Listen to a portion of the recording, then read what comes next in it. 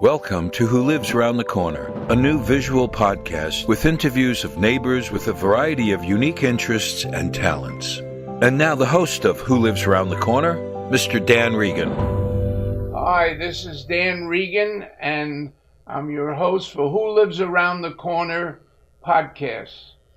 For the last 6 months, my partner in crime, Richard Quinn, and I have looked for many different varied interests, and we found the most interesting interview for you today. This young man goes in many directions. He's a singer-songwriter, he's a hockey coach, he's a world traveler and experimenter in the jungle. I'd like to introduce to you today the gentleman under 30 that goes in many interesting, successful ventures, Jeremy Regan. Welcome to the podcast. Thank you for having me. Well, it's a great pleasure, and let's explore some of your many ventures. Let's take your singer-songwriting. How did you get into the music business? So when I was a kid, my parents were big influences on me in music. They grew up going to concerts and listening to records, and I was able to be fostered by going through, drives in the car. They would play music and say, "Who's playing right now?" And we'd all guess. There'd be Bob Dylan, Jimi Hendrix, Led Zeppelin, some of my major influences. And through schooling, I would go to different camps, and different teachers at school would teach me about different music styles. I played piano in middle school. I was promoted to play different instruments like piano, and I eventually switched to guitar, which was my main sticking point. Jimi Hendrix was a very big influence on me, and I really liked his sound. I really liked how creative he was with the guitar. I understand that you're the head of two bands. Yes. Why two bands? What's the difference? Well, one band is acoustic, folk, and bluegrass music, and it represents the two sides of who I am. So you have the acoustic, softer, mellow side, but you also have an electric, hard rock sound that I'd like to get out to the people, have people dancing. So the opportunity for me to write different styles of music is out there.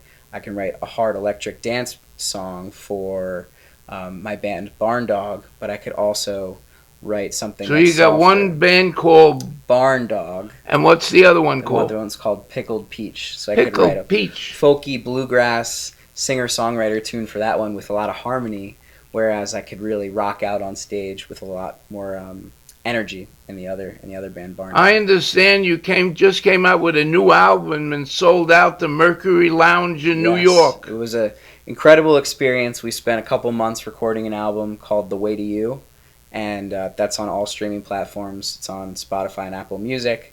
And that came out, and we did a celebration show at the Mercury Lounge, and we had 250 people.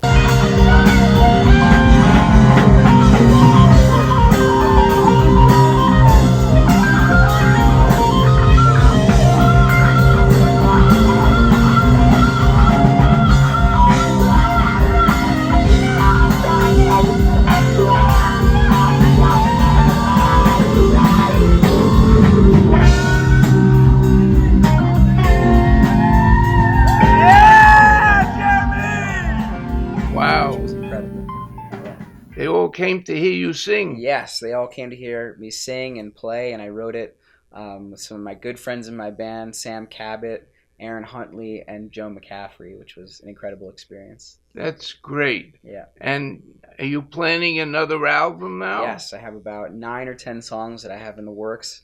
It's about cutting them down and making sure that we can get them to be polished enough so when we hit the studio we can hit it running. And we also have another show coming up on September 5th at Bowery Ballroom, which is a bigger venue. So wow, yes, that's a great venue. Yes, it's going to be very exciting stuff. And music has been an incredible opportunity for me. It's an passion of mine. I understand President Trump is coming to your next concert. I don't think he's coming to my next concert. No, well, let's switch a little bit and tell me about your world traveling and some of the things that you favor and accomplish. Sure. So starting from my grandpa, he was a world traveler, is a world traveler, and has gone on many, many trips, and has instilled that in my father, who has gone across the world to Africa, to South America, to... He loves to swim with the alligators and the crocodiles. So the opportunity was instilled to me, and the passion was instilled to me. So when I was in high school, I went down to Costa Rica for 2 summers and did jaguar and sea turtle conservation research. Wow, tell us about that. Peninsula. So there's a station out there, and it has two goals. It's one of them is to patrol the beaches for sea turtles that are laying eggs, and the other one is to monitor jaguar populations, which are diminishing in Costa Rica and in South America and Central America. And the idea is to promote conservation by taking down this data, digging up sea turtle hatcheries and providing them with a nursery so that they can hatch and be saved from predators such as seagulls. And that's very worthwhile. Yes, it's an extremely worthwhile project, and it really was an interesting experience. I understand you brought that project back to around the corner for us in Irvington, New York. Tell us about it. So I sat down with the Irvington municipality and got approval to install, it was about 7 or 8 different camera traps in the Irvington Wildlife Preserve. And I would walk around about bi-monthly, and I would take down the data. I would download these photos. So camera traps take photos based off of motion detection. So when animals walk by, it takes a photo of them. You can download the photos, and you can use those photos to track populations and individual species such as deer, raccoon, coyote, turkey, hawks, whatever. Did you enter this project into a national contest? I entered it into the American Natural History's Young Naturalist competition and received a runner-up position, which was I was honored because there are hundreds of submissions. That's a big honor. Yeah. Let's switch gears again and go into another one of your interests of coaching hockey. Sure. Well, hockey has always been a passion of mine. My brother who's my older brother, grew up playing hockey, and it was sort of instilled in me. I ended up getting a lot of his hand-me-down equipment. So I played throughout high school, and continuously now I play in some men's leagues. And some of the people on my team in these adult leagues, they are still very active in the Jewish community, and they invited me to participate as an assistant coach my first year on a hockey team that the primary goal is to provide hockey opportunities for Jewish individuals who can't play on Shabbat. So Saturdays they don't play. They play on Sundays. Really? They have a couple practices per week. So it provides the kids with the opportunity, because a lot of these major organizations, they don't provide the opportunity. They have games on Saturdays, so a lot of the Jewish individuals have to sit out. So there's people from New Jersey, from Brooklyn, and from Manhattan who come, and from Westchester, who come from all over to play on the New York Ice Cats, which is the team that I coach. Been coaching for about 4 seasons, and I am one of the head coaches. I am a head coach. Do they win or lose? Well, it really depends. We have very competitive teams, and we have teams to provide kids who are in the lower divisions, or lower levels, the opportunity to play. So some people just come to have fun, others come to win, and it's really a mixed bag. So it's been a really fun opportunity. That sounds like a very worthwhile project. Yeah.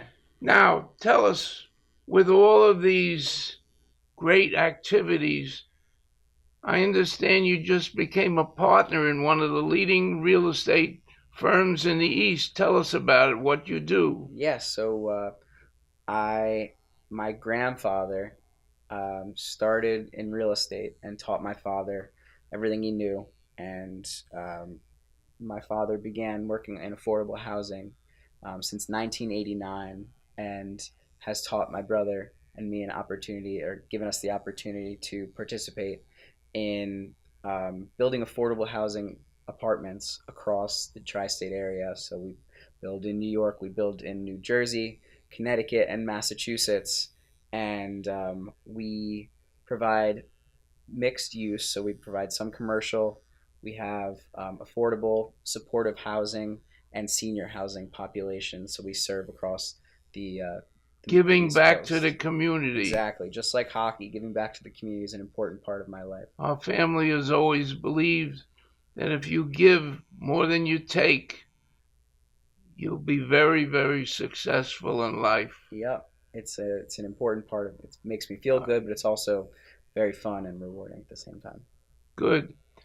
And I'd love to hear, and our podcast viewers, I'm sure, would love to hear some of your original creative music. Would you honor us? Yeah, I would be happy to provide you with a song or two. Podcast listeners, I'd like to introduce you to that great singer-songwriter, Jeremy Regan.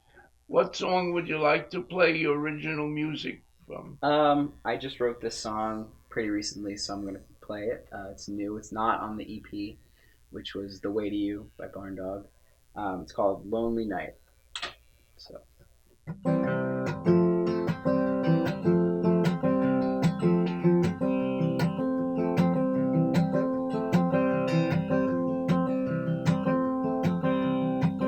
I hope she knows how to brace for the cold. It's out in the wild, such a long way to get back home. So beg for the thunder and you call for the rain. Head in the clouds, it's only gonna look like rain. Till that day breaks open and you let out your love rush in. Well, I hope and pray there may come a day when the world wakes up for you. The love you found, it will not be mine, but no, push on through. 'Cause it's been a lonely night, and I got you on my mind. Sorrow leaves you broken, you left unspoken. 'Cause it's been a lonely night, lonely night.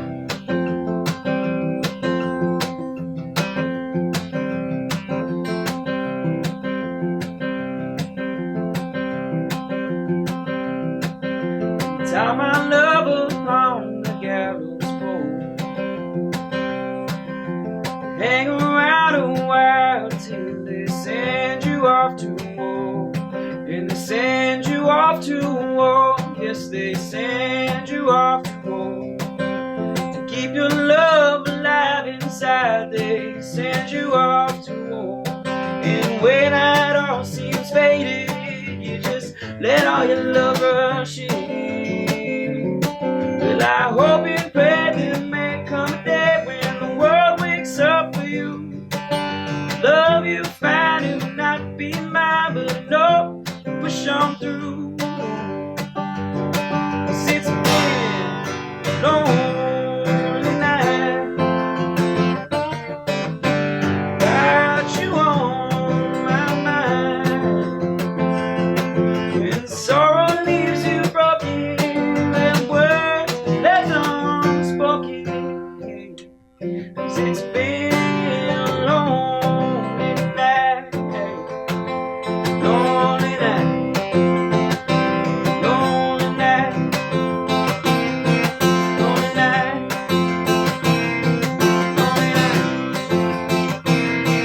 lonely night, lonely night,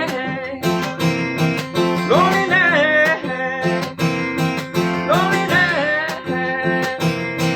lonely night. I want to thank our true Renaissance man. Not only are you my grandson, but you're a true inspiration to your entire generation. Thank you.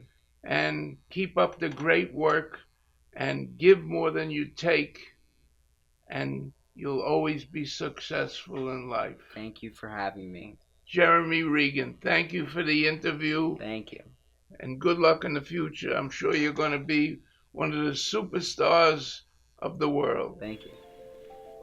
If you have or know of a neighbor with a unique interest or talent, please get in touch with us with their contact information and please include their unique interest or talent. Email us at wholivesaroundthecorner@gmail.com. Goodbye for now. Thank you for joining us for this edition of Who Lives Around the Corner, a new visual podcast of neighbors with a variety of unique interests and talents, with host Dan Regan, brought to you by Rockland World Radio and Modern Metro Studios.